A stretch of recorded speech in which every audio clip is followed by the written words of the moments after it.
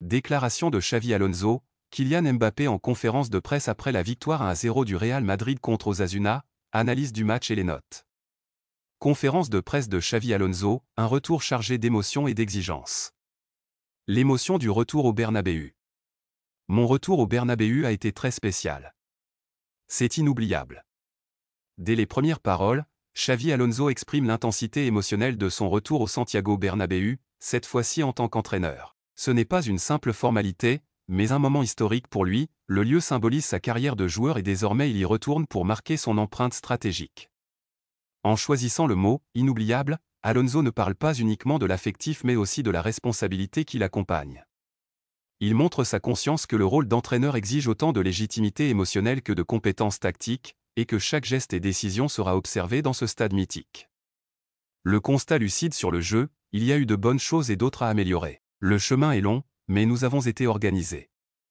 Il nous a manqué de la vitalité dans le dernier tiers du terrain et nous avons eu du mal à créer de vraies occasions. Ici, Alonso se positionne en observateur méthodique. Il reconnaît les forces de l'équipe, notamment l'organisation et la discipline défensive, tout en pointant les faiblesses dans le dernier tiers de terrain. La mention du « dernier tiers » est importante, elle révèle que le Real Madrid a su progresser dans le jeu et contrôler le milieu de terrain, mais qu'il manque encore d'automatisme et de créativité pour franchir la ligne défensive. Cette lucidité est essentielle, il n'occulte pas les problèmes offensifs malgré une possession massive et un nombre important de tirs, ce qui montre qu'il analyse finement les données et les situations de jeu. La difficulté face au bloc bas d'Osasuna. Nous n'avions pas pu nous entraîner face au bloc bas d'Osasuna. Ils étaient différents en pré-saison. Nous devons mieux préparer ce type de situation, nous n'avons pas eu le temps.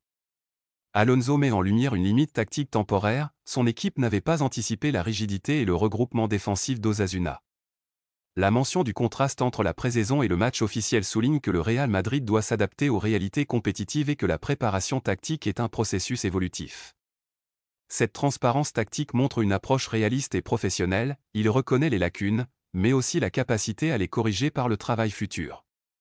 Le cas Rodrigo. Pourquoi Rodrigo n'a pas joué? Aujourd'hui, ce n'était qu'un match.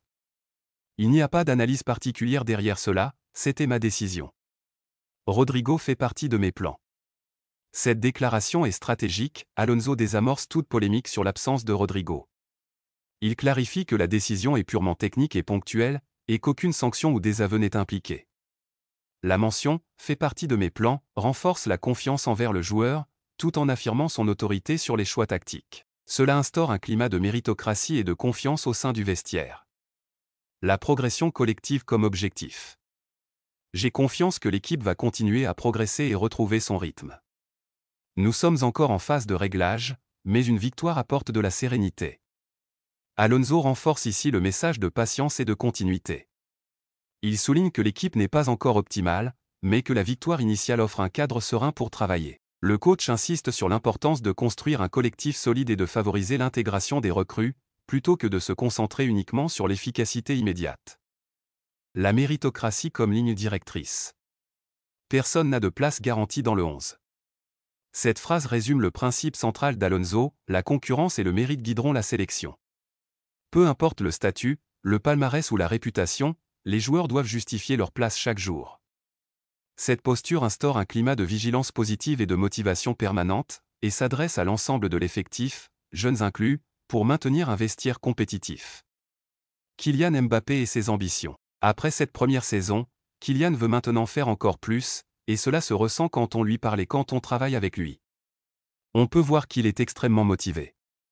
Alonso met en avant la motivation et la volonté de Mbappé de progresser.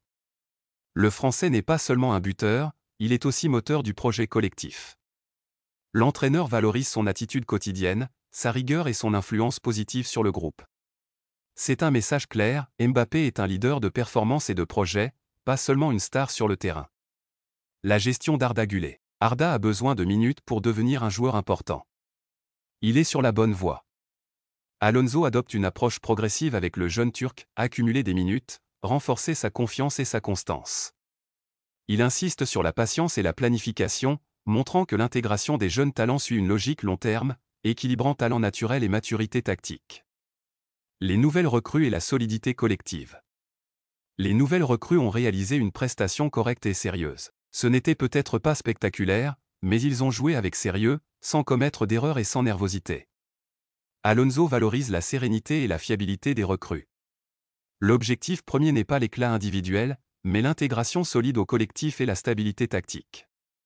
Cette déclaration traduit une priorité sur la discipline et la cohésion plutôt que sur le flair individuel.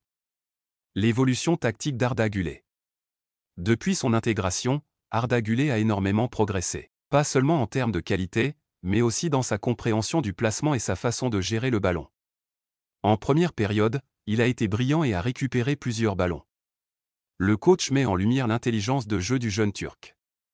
Au-delà de la technique, c'est sa compréhension du positionnement, du pressing et de la récupération qui est soulignée. Alonso montre que le joueur est déjà un élément clé dans l'équilibre collectif.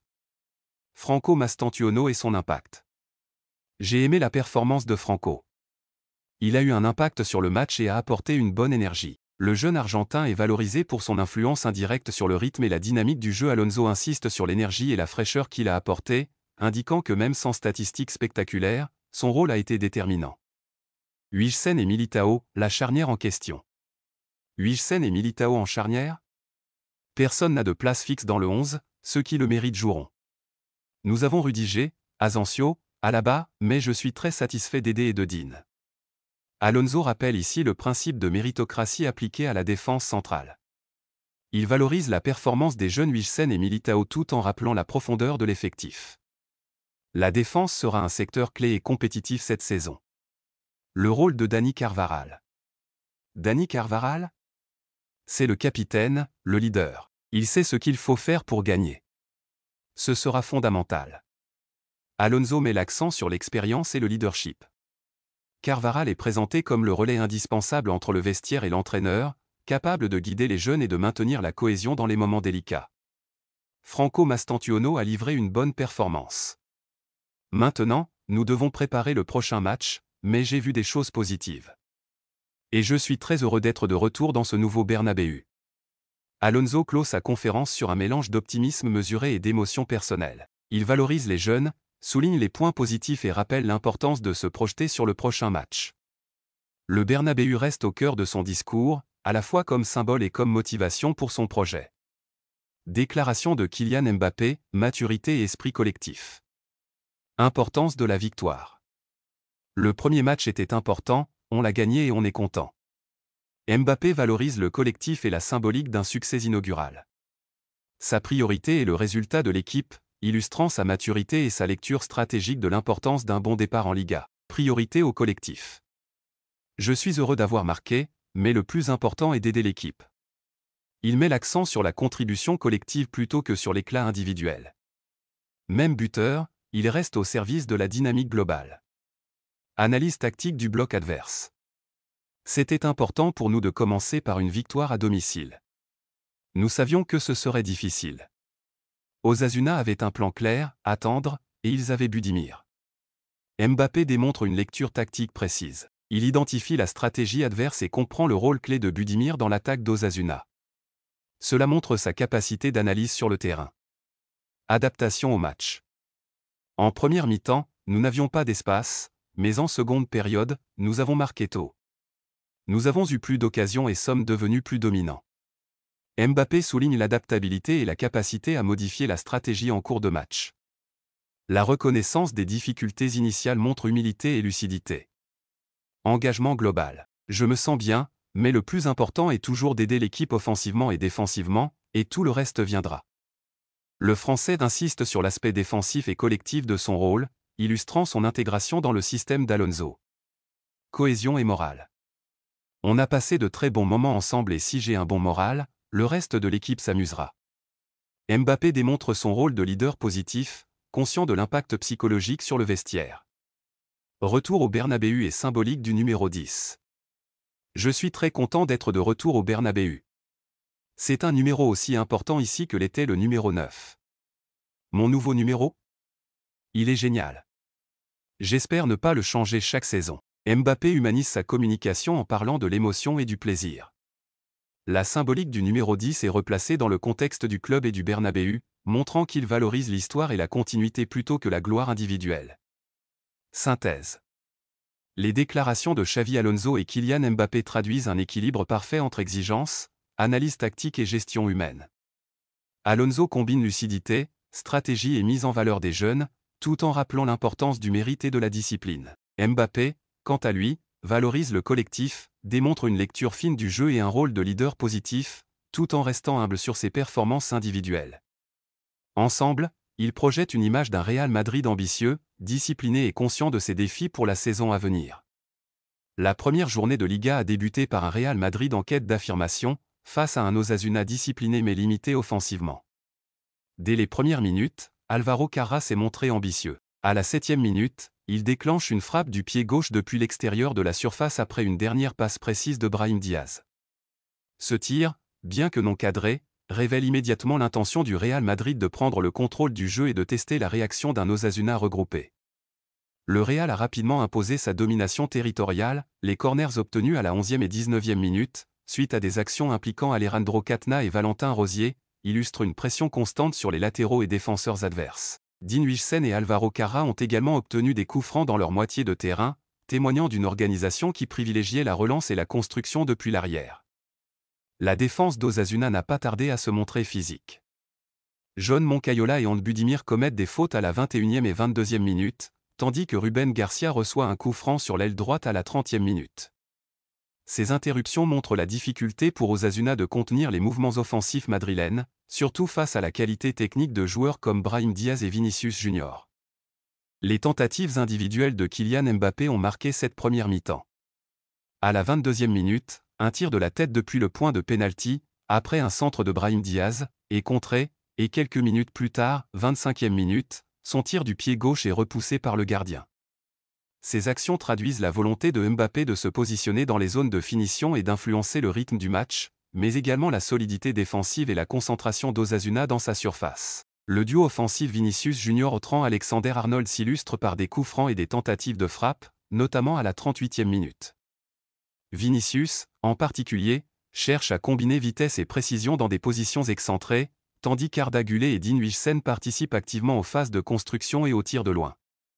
Les occasions, bien qu'inhabituelles dans leur finition, montrent une possession dominante, 78% pour le Real Madrid et 414 passes réussies contre 120 pour Osasuna. Osasuna tente quelques incursions, mais Ant Budimir et Abel Breton ne parviennent pas à concrétiser. Budimir est notamment fautif à 2 reprises, 22e et 23e minute, tandis que Breton obtient un coup franc à la 12e minute.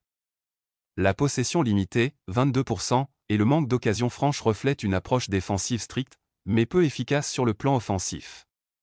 La première mi-temps se conclut sur un score nul et vierge, 0-0, malgré une domination écrasante du Real Madrid dans le jeu et les statistiques. La précision des passes, la supériorité dans les tirs, 10 contre 1, et le contrôle territorial auraient dû permettre aux Madrilènes de concrétiser plus tôt, mais les arrêts répétés du gardien d'Osasuna et quelques tirs contrés par les défenseurs ont maintenu le suspense. La seconde mi-temps s'ouvre avec un tournant décisif, le pénalty accordé à la 51e minute à Kylian Mbappé, consécutif à une faute de Juan Cruz.